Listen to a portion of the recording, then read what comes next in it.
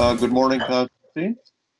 Good morning, Jack. And I don't want to dwell on this, but the last time I talked to you, I believe you were the non-executive chairman of NEO, and since then you stepped back into the CEO position. So that just gives me some fuel for my real interest here, which is you are not traveling. I understand that none of us are. But you're in contact with your Chinese operations of your company.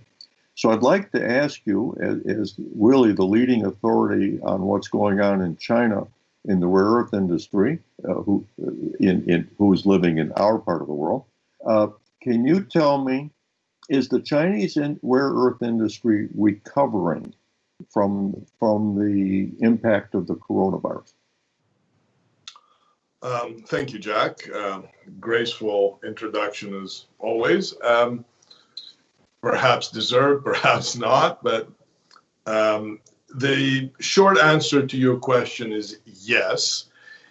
The Chinese rare earth industry is recovering, but so is the rare earth industry everywhere. Mm-hmm. As you and I have talked about before, the ultimate driver for the industry is demand.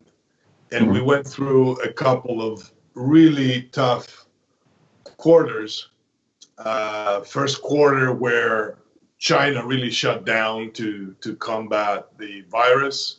Second quarter, China came back slowly, and then the rest of the world went into a shutdown. So I am hoping, and there are signs to indicate that that's the case, that the bottom was the second quarter, but I'm not brave enough and I'm not knowledgeable enough to call it a bottom, not yet anyways.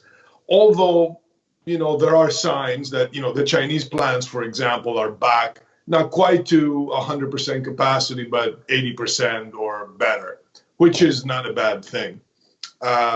People are back to work, plants are running. So in China, I think when it comes to COVID, the worst is over. Although the last couple of days we had some flooding in Sichuan around the Yangtze, and I understand reading the news that Shanghai's operations had to shut down in Sichuan because of the flooding.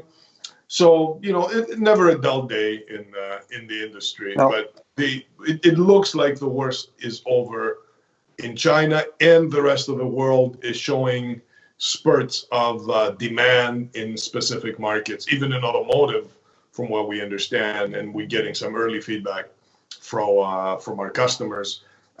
Even automotive is starting to recover, but it'll be a long slog.